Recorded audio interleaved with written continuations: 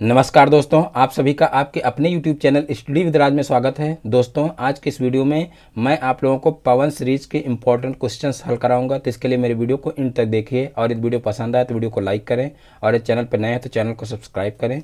तो चलिए देखते हैं आज का पहला क्वेश्चन।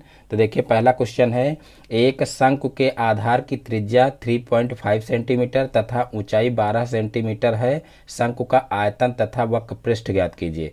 यानी कि यहाँ पर देख लीजिए, आधार की त्रिज्या दी हुई है और ऊंचाई जो है शंकु की दी गई है और आयतन और वक्र पृष्ठ शंकु का निकालना है। तो देखिए, सबसे पहले हम क्या करेंगे, यहाँ पर इसकी जो आधार की त्रिज्या है और ऊंचाई उसको लिख लेंगे। त्रिज्या देखिए आर दी हुई है कितनी, 3.5 सेंटीमीटर। और देखिए शंकु की ऊंचाई दी हुई है, ऊंचाई यानी कि एच दिया हुआ है 12 सेंटीमीटर, यानी कि यहाँ पर देख लीजिए 12 सेंटीमीटर। तो इस प्रकार से देखिए, जो ये त्रिज्या दी हुई है 3.5 सेंटीमीटर, इसको चाहें तो हम 7/2 सेंटीमीटर भी लिख सकते हैं, जिससे सॉल्व करने में जो है आसानी हो जाएगी। यानी कि यहाँ पर 7/2 का मतलब क्या हो जाएगा, 7 का आधा करना है हमको, तो 7 का आधा 3.5 हो जाएगा। तो इस प्रकार से इसको इस रूप में भी लिखा जा सकता है। अब देखिए, हमको जो है शंकु का आयतन ज्ञात करना है और वक्र पृष्ठ ज्ञात करना है। तो सबसे पहले हम क्या करेंगे, शंकु का आयतन ज्ञात कर लेंगे। तो देखिए, शंकु के आयतन का फार्मूला क्या होता है, शंकु का आयतन बराबर तो देखिए आयतन का फार्मूला होता है 1/3 पाई आर स्क्वायर एच। ये फार्मूला लगा देंगे। तो यहाँ पर देखिए 1/2 हो जाएगा और फिर 1/3 हो जाएगा यहाँ पर, क्योंकि फार्मूले में 1/3 है। 1/3 और फिर जो है पाई का मान 22/7 रख देंगे। और उसके बाद फिर यहाँ पर देखिए आर का मान जो है 7/2 यहाँ पर रख देंगे। 7/2 का होल स्क्वायर कर दें, चाहे इसको 2 बार लिख लें, 7/2 और फिर गुणे एच देखिए 12 दिया हुआ, तो यहाँ पर 12 लिख देंगे। अब यहाँ पर सरल कर लेंगे। यहाँ पर देखिए 7 से 7 कैंसिल हो जाएगा और उसके बाद फिर देखिए 3 से 3 चौक 12 होता है और फिर देखिए ये 2 दूना 4 होता है, 4 से 4 कैंसिल हो जाएगा। अब यहाँ पर देखिए 22 बचा है ऊपर और यहाँ पर देखिए 7 बचा है। अब इनका गुणा कर लेंगे। तो यहाँ पर देखिए 7 दूनी 14, 14 का 4 हो जाएगा और 7 दूनी 14 एक 15, यानी कि 154 यहाँ पर आ जाएगा। आयतन है इसलिए इसको लिखेंगे घन सेंटीमीटर में, तो 154 घन सेंटीमीटर इसका आंसर हो जाएगा। तो इस प्रकार से शंकु का आयतन निकल आएगा। अब हमको निकालना है वक्र पृष्ठ।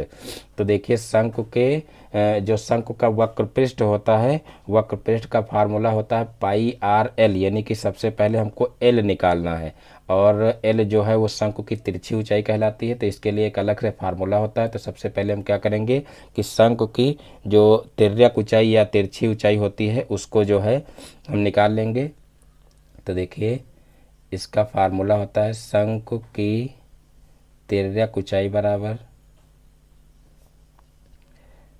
तिर्यक ऊंचाई एल बराबर, देखिए फार्मूला होता है √h² प्लस r²। तो यहाँ पर देखिए h दिया हुआ है 12, तो यहाँ पर जो है 12 का स्क्वायर कर देंगे और उसके बाद फिर r दिया हुआ है देखिए कितना 7/2, तो यहाँ पर 7/2 का होल स्क्वायर कर देंगे और फिर इसको सॉल्व कर लेंगे। तो यहाँ पर देखिए 12 का स्क्वायर करेंगे तो कितना होता है, 12 बराबर में 144 होता है, तो यहाँ पर 144 हो जाएगा। और फिर प्लस यहाँ पर देखिए 7×7 = 49 हो जाएगा और बटे देखिए हो जाएगा 2 दूना 4। और फिर यहाँ पर देखिए एलसीएम ले लेंगे।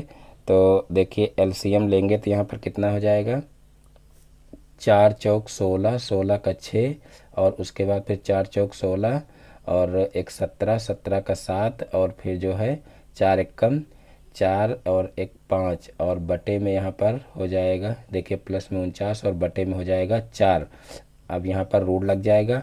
अब इन दोनों को जोड़ लेंगे। तो यहाँ पर देखिए जोड़ेंगे तो कितना आएगा, देखिए 9 6 15, 15 का 5 हो जाएगा और फिर यहाँ पर 7 4 11 और एक 12, 12 का 2 हो जाएगा और फिर यहाँ पर देखिए 5 एक 6 हो जाएगा, यानी कि 625 हो जाएगा और बटे में 4 हो जाएगा और इसके ऊपर रूट लग जाएगा।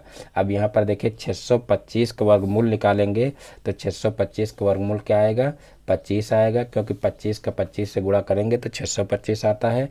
और फिर 4 का वर्गमूल निकालेंगे तो 2 आएगा। तो इस प्रकार से शंकु की जो तिर्यक ऊंचाई है वो आ जाएगी 25/2। तो इस प्रकार से देखिए शंकु की जो तिर्यक ऊंचाई है वो निकल आई है। अब जो है हम क्या करेंगे कि शंकु का वक्र पृष्ठ निकाल लेंगे। तो सीधे से यहाँ पर शंकु के वक्र पृष्ठ का फार्मूला लगा देंगे। तो देखिए शंकु के वक्र पृष्ठ का फार्मूला क्या होता है, शंकु का वक्र पृष्ठ। तो देखिए शंकु के वक्र पृष्ठ का फार्मूला होता है πr/l। अब यहाँ पर देखिए पाई का मान रखेंगे 22/7 और जो है आर का मान कितना रखेंगे, तो देखिए आर है 7/2, तो यहाँ पर 7/2 कर देंगे और गुणे एल का मान अभी निकाल चुके हैं, एल का मान है 25/2, तो यहाँ पर जो है 25/2 कर देंगे। अब जो है इसको सरल कर लेंगे। तो यहाँ पर देखिए 7 से 7 कैंसिल हो जाएगा और फिर यहाँ पर देखिए 2 से कैंसिल कर देंगे 22 को, तो यहाँ पर आ जाएगा 11 और फिर 11 और 25 का गुणा कर लेंगे और फिर 2 से भाग कर लेंगे। तो यहाँ पर देखिए 11 और 25 का गुणा करेंगे तो यहाँ पर 11×5 = 55, 55 का 5 हो जाएगा और फिर 11×2 = 22 और 22×5 कितना हो जाएगा, तो 22×5 = 27 हो जाएगा। तो यहाँ पर आ जाएगा ऊपर 275 और फिर बटे 2 कर देंगे। अब 2 से इसका भाग करेंगे तो देखिए 2 × 1 = 2 हो जाएगा और फिर देखिए 2×3 = 6 हो जाएगा और फिर 2×7 = 14 हो जाएगा और फिर पॉइंट लगा देंगे, फिर 2×5 = 10 हो जाएगा, यानी कि 137.5 आ जाएगा। देखिए वक्र पृष्ठ है इसलिए इसको वर्ग सेंटीमीटर में लिखेंगे, यानी कि 137.5 वर्ग सेंटीमीटर इसका आंसर आ जाएगा। तो इस प्रकार से ये क्वेश्चन आसानी से हल हो जाएगा, यानी कि इसमें देखिए त्रिज्या और ऊंचाई दी हुई थी और इसकी सहायता से सबसे पहले हम आयतन निकालेंगे और आयतन निकालने के बाद फिर शंकु की तिर्यक ऊंचाई निकालेंगे, क्योंकि देखिए तिर्यक ऊंचाई इसमें कहा नहीं गया, लेकिन वक्र पृष्ठ जो निकाला जाता है उसमें तिर्यक ऊंचाई की जो है ज़रूरत पड़ती है, इसलिए यहाँ पर सबसे पहले तिर्यक ऊंचाई निकालेंगे और तिर्यक ऊंचाई निकालने के बाद फिर बड़ी ही आसानी से शंकु का वक्र पृष्ठ निकाल लेंगे। तो इस प्रकार से ये क्वेश्चन आसानी से हल हो जाएगा। अब देखते हैं नेक्स्ट क्वेश्चन।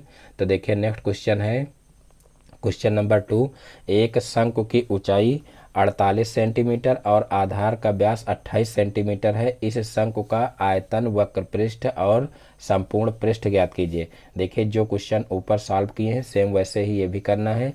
वहाँ पर देखिए त्रिज्या और जो है ऊंचाई दी हुई थी और यहाँ पर ऊंचाई और व्यास दिया हुआ है, तो व्यास की सहायता से त्रिज्या निकाल लेंगे। बाकी क्वेश्चन वही है, यहाँ पर सिर्फ जो है आयतन और वक्र पृष्ठ के अलावा संपूर्ण पृष्ठ भी ज्ञात करना है।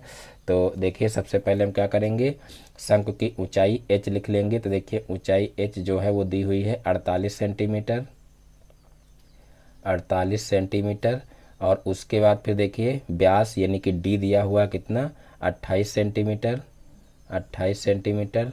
तो जब d 28 सेंटीमीटर दिया हुआ है तो r बराबर क्या हो जाएगा, d/2 यानी कि 28/2 हो जाएगा और 28/2 यानी 28 का आधा करेंगे तो आ जाएगा 14 सेंटीमीटर। तो इस प्रकार से इसकी जो त्रिज्या है वो आ जाएगी 14 सेंटीमीटर। और अब जो है यहाँ पर हम क्या करेंगे, सीधे से शंकु के आयतन का फार्मूला लगा देंगे। तो देखिए शंकु के आयतन का फार्मूला क्या होता है, शंकु का आयतन बराबर, देखिए शंकु के आयतन का फार्मूला होता है 1/3 πr²h। तो ये फार्मूला यहाँ पर लगा देंगे। तो 1/3 गुणे पाई का मान रख लेंगे 22/7 और फिर यहाँ पर देखिए r² है। तो देखिए r का मान यहाँ पर कितना दिया हुआ है, 14 सेंटीमीटर। तो यहाँ पर देखिए 14 गुणे 14 कर लेंगे और फिर गुणे h दिया हुआ है 48, तो यहाँ पर गुणे में 48 कर लेंगे। अब इन सभी को सरल कर लेंगे। तो यहाँ पर देखिए 7 से 14 को काट देंगे, 7 दूनी 14 हो जाएगा और फिर यहाँ पर देखिए जो है 3 से इसको काट देंगे तो यहाँ पर हो जाएगा 3 × 1 = 3 और यहाँ पर बचा 18। तो देखिए 6 × 18 होता है, तो यहाँ पर 6 हो जाएगा। तो इस प्रकार से ये सरल हो जाएगा। अब इन सभी का गुणा कर लेंगे। तो यहाँ पर देखिए 22 दूना 44 हो जाएगा और फिर गुणे उसके बाद देखिए यहाँ पर 16 का गुणा क्या करेंगे 14 से कर लेंगे, यानी कि यहाँ पर देखिए 22 दूना 44 होगा। उसके बाद 14 का गुणा 16 से करेंगे तो देखिए 14 छंग 84 हो जाएगा, 84 का 4 और फिर देखिए 14 एक कम 14 हो जाएगा और फिर 14 और 8 22 हो जाएगा, यानी कि यहाँ पर आ जाएगा 224। अब 224 का 44 से गुणा करेंगे तो देखिए इधर साइड में कर लेते हैं। 224 का गुणा 44 से करना है तो यहाँ पर देखिए जो है 4 चौक 16, 16 का 6 हो जाएगा और 4 दूना 8 एक 9 हो जाएगा और फिर यहाँ पर 4 दूना 8 हो जाएगा। अब इधर एक क्रॉस लगा देंगे और यही संख्या फिर लिख लेंगे क्योंकि यहाँ पर 4 से ही गुणा करना है।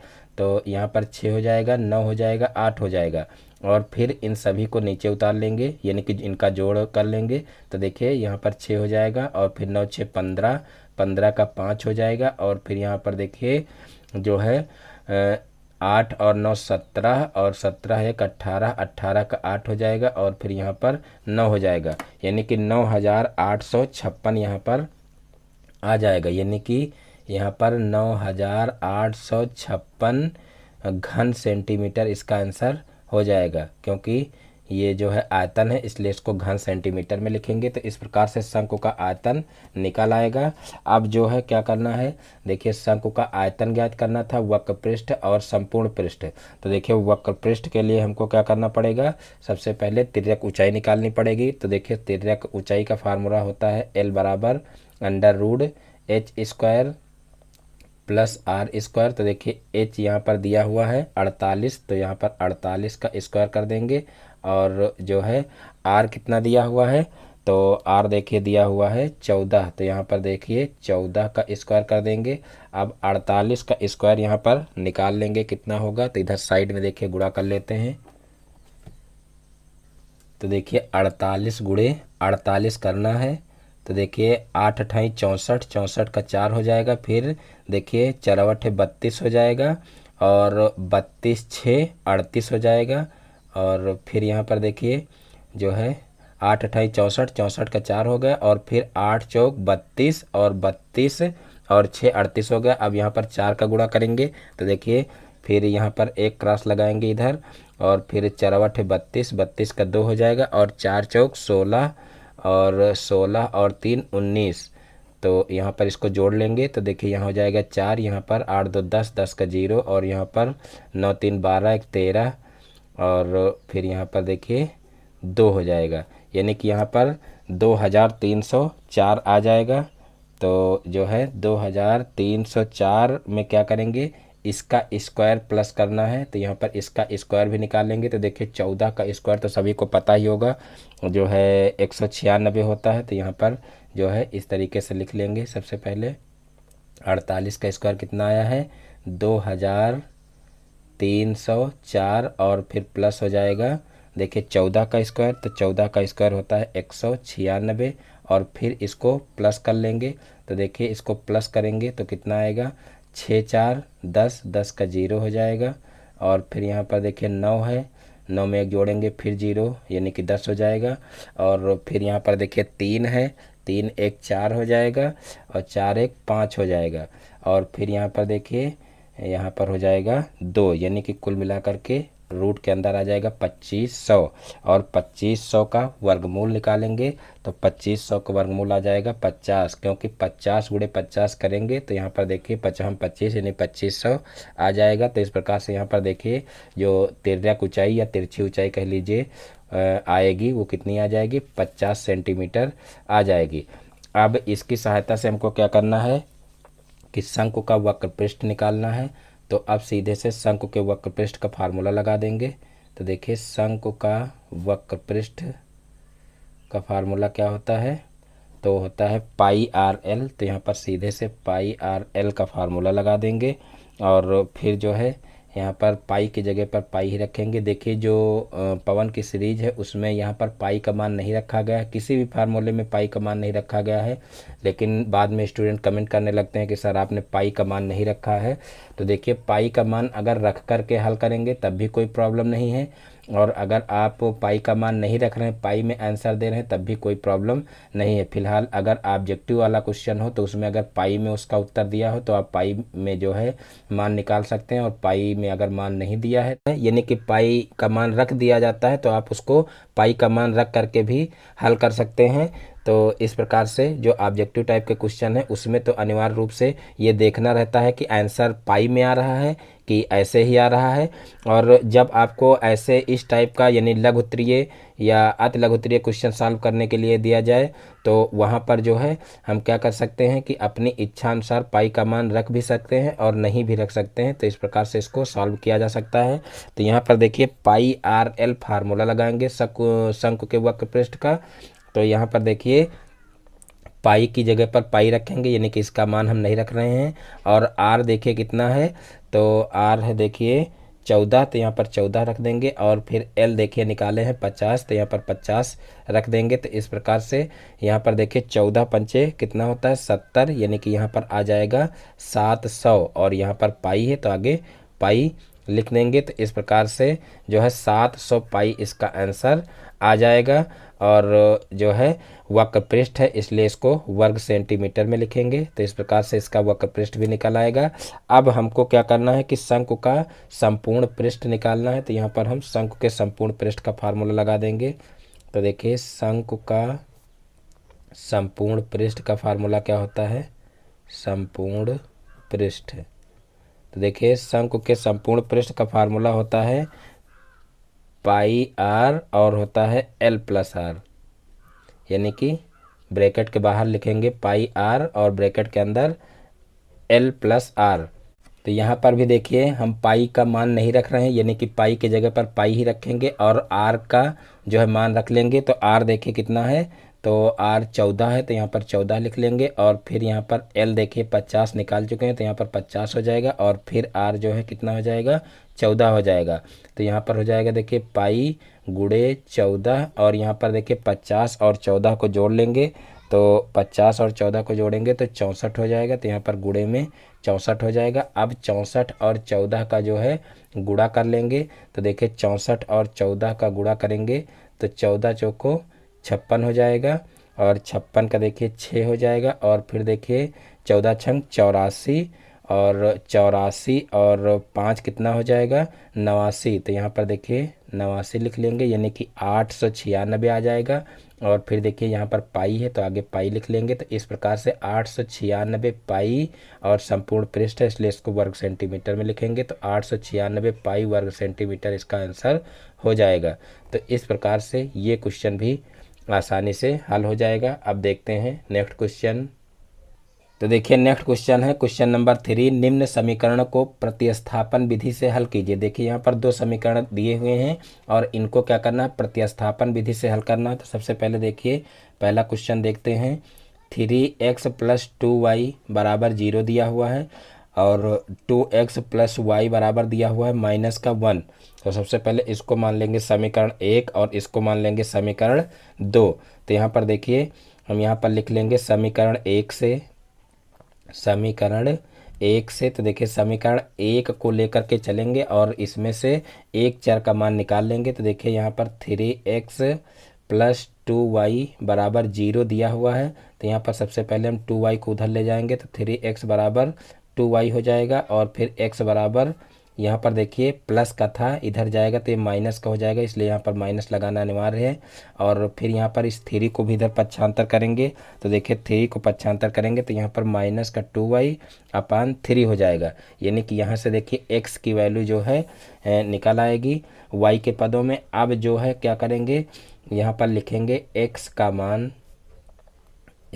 मान समीकरण 2 में प्रतिस्थापित करने पर, यानी कि 1 से जो है एक चर का मान निकाल लेंगे, यानी कि समीकरण 1 से एक चर का मान निकाल लेंगे और फिर उसको समीकरण 2 में प्रतिस्थापित कर देंगे। तो यहाँ पर देखिए लिख लेंगे x का मान समीकरण 2 में प्रतिस्थापित करने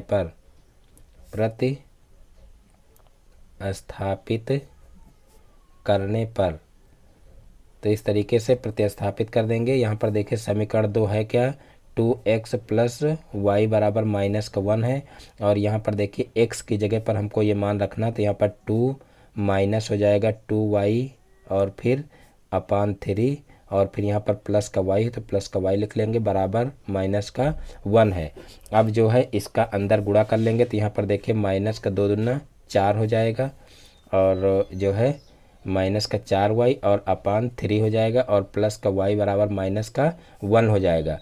अब जो है यहाँ पर क्या करेंगे, यहाँ पर एलसीएम ले लेंगे, तो माइनस का 4y हो जाएगा, और फिर यहाँ पर हो जाएगा प्लस का 3y, और फिर अपान में 3 हो जाएगा, बराबर माइनस का 1 हो जाएगा। अब इस 3 को उधर पक्षांतर कर लेंगे, तो यहाँ पर देखिए माइनस के 4y में से 3y घट जाएगा, तो यहाँ पर माइनस का y बचेगा, और फिर जो है यहाँ पर इसको उधर ले जाएंगे, तो यहाँ पर देखिए 3 बटे में है, उधर जाएगा गुणे में हो जाएगा, तो यहाँ पर आ जाएगा माइनस का 3। अब यहाँ पर देखिए माइनस माइनस आपस में कैंसिल हो जाएगा, तो y बराबर आ जाएगा 3। तो इस प्रकार से y की वैल्यू निकल आई है। अब y की वैल्यू किसी भी समीकरण में रख करके x की वैल्यू निकाल लेंगे, तो यहाँ पर जो है लिख देते हैं y का मान समीकरण 1 में रखने पर, y का मान समीकरण 1 में रखने पर, तो इस प्रकार से y का मान समीकरण 1 में रख देंगे। तो यहाँ पर देखिए समीकरण 1 क्या है, 3x प्लस 2y बराबर 0 है, और इसमें y की जगह पर हम जो है 3 मान रख देंगे, तो यहाँ पर हो जाएगा 3x प्लस 2 इंटू 3 बराबर 0। तो यहाँ पर हो जाएगा 3x प्लस 3 दूना 6 हो जाएगा, बराबर 0, और इस 6 को उधर पक्षांतर कर लेंगे, तो यहाँ पर हो जाएगा 3x बराबर माइनस का 6, और फिर x बराबर हो जाएगा माइनस का 6 बटे 3, यानी कि ये जो 3 है ये इधर जाएगा तो भाग करेगा, क्योंकि यहाँ पर x के साथ में गुणा कर रहा, तो इस प्रकार से यहाँ पर x बराबर 3 दूना 6 यानी कि माइनस का 2 आ जाएगा। तो देखिए जो है x की वैल्यू आ जाएगी जो है माइनस का 2, और जो है y की वैल्यू क्या आ जाएगी, तो वो आ जाएगी 3। तो इस प्रकार से ये क्वेश्चन भी आसानी से हल हो जाएगा। अब जो है इसका सेकंड पार्ट देखते हैं। तो देखिए इसका जो सेकंड क्वेश्चन है उधर साइड में ही देख लेते हैं। देखिए यहाँ पर है x माइनस वाई बराबर माइनस का 6 और x प्लस वाई बराबर माइनस का 18।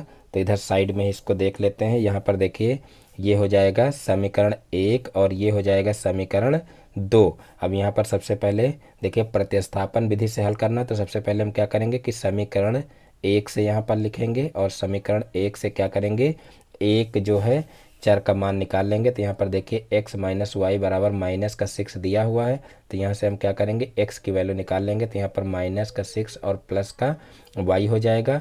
अब इस x की वैल्यू क्या करेंगे, समीकरण 2 में प्रतिस्थापित कर देंगे। तो यहाँ पर लिख लेंगे x का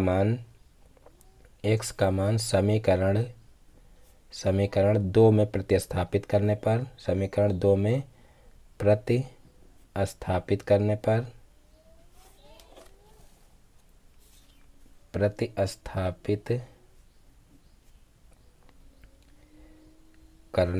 तो इस तरीके से लिख लेंगे। और उसके बाद फिर यहाँ पर देखिए x की वैल्यू जो है वो समीकरण 2 में प्रतिस्थापित कर लेंगे। तो यहाँ पर समीकरण 2 है देखिए x प्लस वाई बराबर माइनस का 18, और यहाँ पर देखिए x की वैल्यू निकली है माइनस का 6 और प्लस का y, और फिर यहाँ पर हो जाएगा प्लस का y बराबर हो जाएगा माइनस का 18।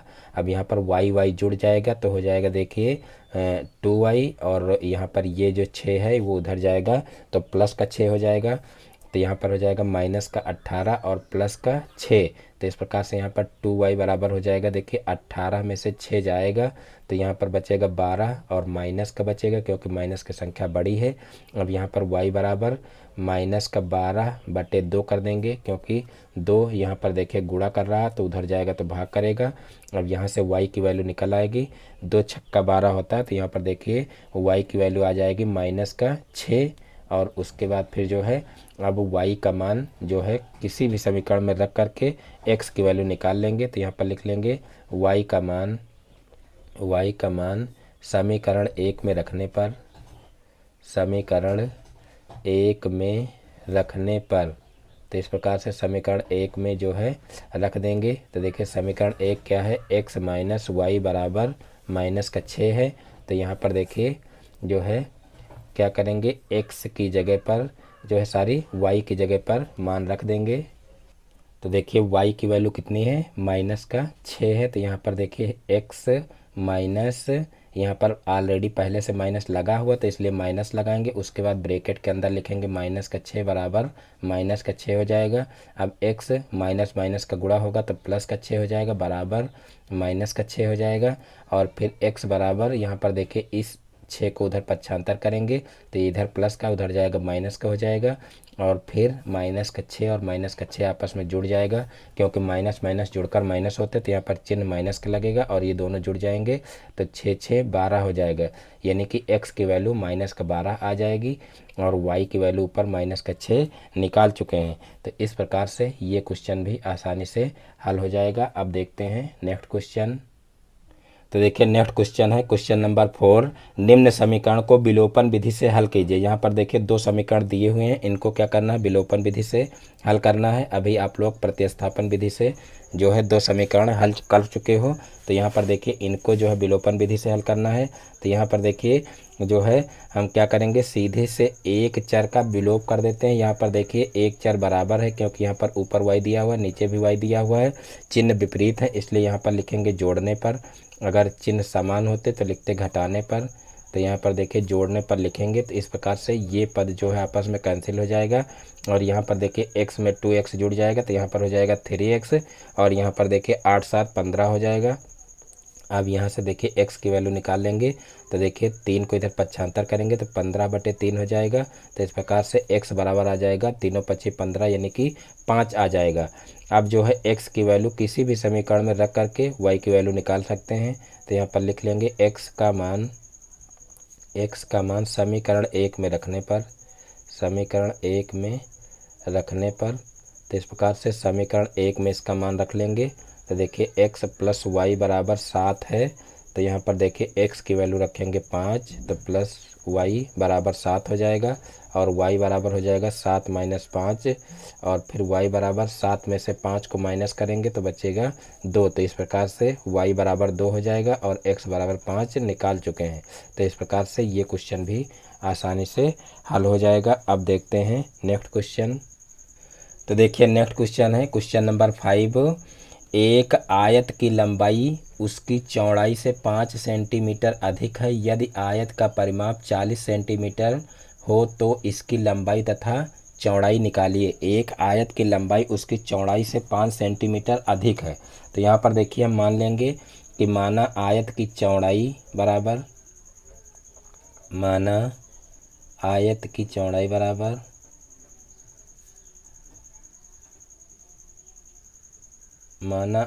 चौड़ाई बराबर x है तो आयत की लंबाई क्या हो जाएगी। देखिए यहाँ पर कहा गया है कि आयत की जो लंबाई है उसकी चौड़ाई से 5 सेंटीमीटर अधिक है। तो यहाँ पर चौड़ाई हम माने हैं x, तो यहाँ पर लंबाई इसकी हो जाएगी x प्लस 5 सेंटीमीटर। तो इस प्रकार से सबसे पहले मान लेंगे। उसके बाद यहाँ पर कहा गया है कि यदि आयत का परिमाप 40 सेंटीमीटर हो तो इसकी लंबाई तथा चौड़ाई निकालिए। तो यहाँ पर हम जो है सीधे से लिख लेंगे प्रश्नानुसार। देखिए प्रश्नानुसार प्रश्न में क्या कहा गया है कि आयत का परिमाप 40 सेंटीमीटर हो। तो यहाँ पर हम सबसे पहले आयत के परिमाप का फार्मूला लिख लेते हैं। आयत का परिमाप बराबर तो देखिए आयत के परिमाप का फार्मूला होता है 2 लंबाई प्लस चौड़ाई।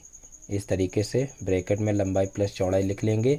और उसके बाद फिर देखिए यहाँ पर आयत का परिमाप 40 सेंटीमीटर दिया हुआ तो इसकी जगह पर 40 लिख लेंगे और फिर 2 इंटू लंबाई देखिए हम माने हैं कितनी x प्लस 5 और चौड़ाई कितनी है x है तो यहाँ पर प्लस का x कर लेंगे।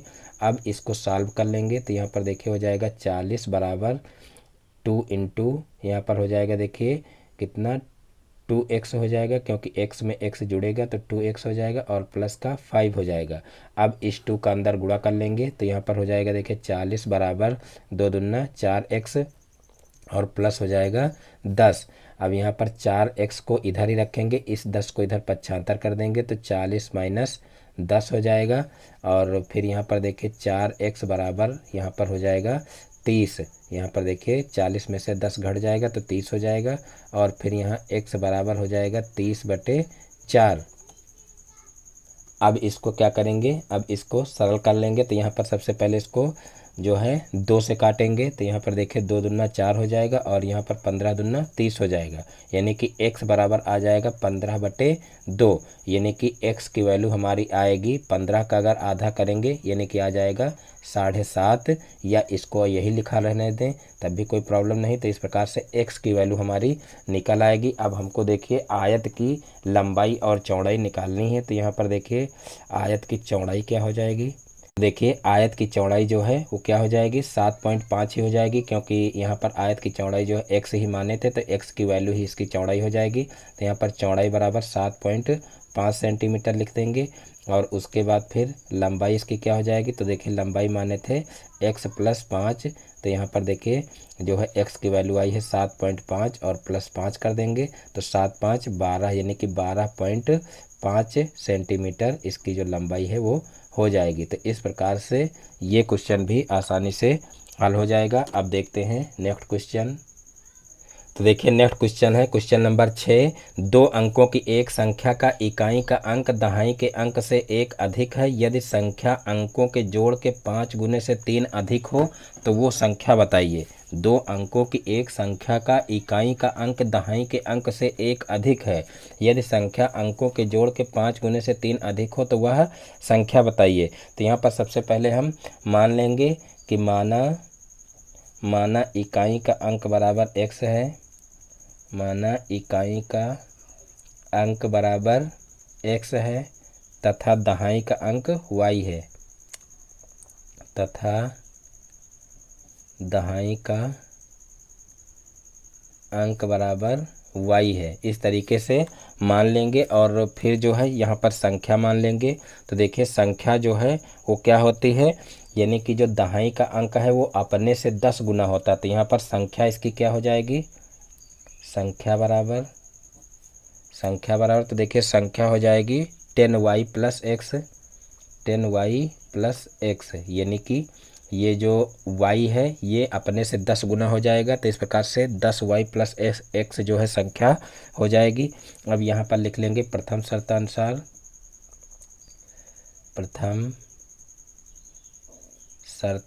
यानी कि प्रथम शर्त से इसको लिख लेंगे। तो देखिए प्रथम शर्त में क्या कहा गया है कि इकाई का अंक दहाई के अंक से 1 अधिक है। तो देखिए इकाई का अंक x है और जो है y क्या है, y जो है दहाई का अंक है।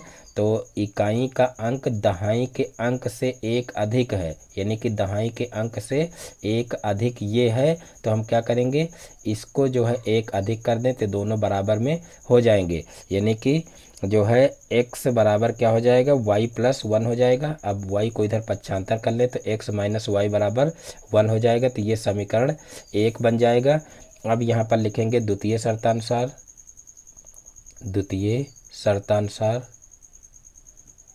तो देखिए द्वितीय शर्त से क्या हो जाएगा, तो देखिए द्वितीय शर्त में कहा गया है कि यदि संख्या अंकों के जोड़ के 5 गुने से 3 अधिक हो। तो देखिए संख्या यहाँ पर क्या है 10y + x है। कहा गया है कि संख्या जो है वो क्या है अंकों के जोड़ के 5 गुने। तो देखिए अंकों का जोड़ x + y हो जाएगा, अंकों के जोड़ के 5 गुने से 3 अधिक है। तो देखिए जो ये जो है अंकों का जोड़ है इसको 5 गुना कर देंगे और 5 गुना में 3 अधिक कर देंगे तो ये जो है संख्या के बराबर हो जाएगा। तो इस प्रकार से द्वितीय शर्तानुसार ये समीकरण बनेगी। अब इसको जो है इस तरीके से जो है साधारण समीकरण के रूप में चेंज कर लेंगे। तो यहाँ पर 10y + x इसका अंदर गुणा कर देंगे तो यहाँ पर हो जाएगा 5x + 5y और प्लस का 3 हो जाएगा। और अब पक्षांतर कर लेंगे, यानी कि जो चर पद हैं उनको एक तरफ कर लेंगे। तो यहाँ पर देखिए 10y और माइनस का 5y हो जाएगा और फिर जो है यहाँ पर प्लस का x और माइनस का 5x बराबर 3 हो जाएगा। अब 10y में से y जो है 5y को घटा लेंगे तो यहाँ पर हो जाएगा 5y और फिर यहाँ पर देखिए हो जाएगा माइनस का जो है 4x और बराबर 3 हो जाएगा। ये हो जाएगा समीकरण 2। और यहाँ पर देखिए समीकरण एक क्या है, समीकरण एक है x माइनस वाई। यहाँ पर देखिए इसको जो है सीधा कर लीजिए तो हल करने में आसानी रहेगी। तो यहाँ पर देखिए इसको आगे ले आएंगे तो यहाँ पर देखिए 4x हो जाएगा और यहाँ पर साथ में माइनस से इसको पूरे को गुणा भी कर देंगे। तो यहाँ पर देखिए जो है ये प्लस का हो जाएगा और ये माइनस का हो जाएगा और ये भी माइनस का हो जाएगा और ये हो जाएगा समीकरण 2। यहाँ पर इसका मान समीकरण 2 नहीं रखेंगे और फिर यहाँ पर इसके नीचे समीकरण एक रख लेंगे। तो समीकरण एक देखिए है x माइनस वाई बराबर 1। अब इन दोनों समीकरणों को हल कर लेंगे। अब यहाँ पर देखिए कोई भी चर बराबर नहीं है, इसलिए यहाँ पर हम क्या करेंगे कि जो है यहाँ पर जो समीकरण एक है इसमें या तो 4 से गुणा करें तो यहाँ पर x वाला गुणांक बराबर हो जाएगा और या तो जो है 5 से गुणा करेंगे तो यहाँ पर जो है y वाला जो पद है वो बराबर हो जाएगा। तो इस प्रकार से यहाँ पर हम समीकरण एक में जो है 4 से गुणा कर लेंगे। एक में 4 से गुणा करने पर तो देखिए 4 से गुणा करेंगे तो यहाँ पर हो जाएगा 4x माइनस 4y बराबर हो जाएगा 4। ये समीकरण 3 हो जाएगा और फिर इसके नीचे समीकरण 2 को लिख लेंगे। तो समीकरण 2 है 4x माइनस 5y बराबर -3। ये है समीकरण 2। अब क्या करेंगे, इसको घटा लेंगे क्योंकि यहाँ पर चिन्ह समान है। तो यहाँ पर लिखेंगे घटाने पर तो देखिए जब घटाएंगे तो यहाँ पर ये जो है आपस में कैंसिल हो जाएंगे। यहाँ पर चिन्ह परिवर्तन कर देंगे, माइनस हो जाएगा, यहाँ पर प्लस हो जाएगा, यहाँ पर भी प्लस हो जाएगा। तो इस प्रकार से यहाँ पर देखिए जो है 5 में से 4 घट जाएगा तो यहाँ पर 1 y बचेगा और यहाँ पर देखिए 4 3 7 हो जाएगा। यानी कि y की वैल्यू यहाँ पर कितनी आ गई है, 7 आ गई है। अब y का मान किसी भी समीकरण में रख देंगे तो y का मान समीकरण एक में रखने पर तो यहाँ पर देखिए समीकरण एक में रख देंगे। तो समीकरण एक क्या है, समीकरण एक है x माइनस वाई बराबर 1। तो यहाँ पर देखिए y का मान निकला है 7। तो यहाँ पर हो जाएगा x माइनस 7 बराबर 1 और फिर x बराबर हो जाएगा, इसको उधर पक्षांतर करेंगे तो 1 प्लस 7 हो जाएगा और 7 में 1 जोड़ेंगे तो 8 हो जाएगा। तो इस प्रकार से x की वैल्यू आ जाएगी। अब हमको जो है संख्या ज्ञात करना था। तो यहाँ पर देखिए संख्या क्या माने हैं, संख्या माने हैं 10y प्लस x। तो सीधे से हम उसी में जो है x और y के मान रख देंगे। तो यहाँ पर लिख लेंगे संख्या बराबर 10y प्लस x। तो यहाँ पर देखिए 10 इंटू वाई की वैल्यू रख देंगे, y है 7 और प्लस यहाँ पर जो है x है 8। तो यहाँ पर देखिए 10 सत्ते 70 हो जाएगा और 70 में 8 जोड़ेंगे तो 78 हो जाएगा, यानी कि 78 आंसर आ जाएगा।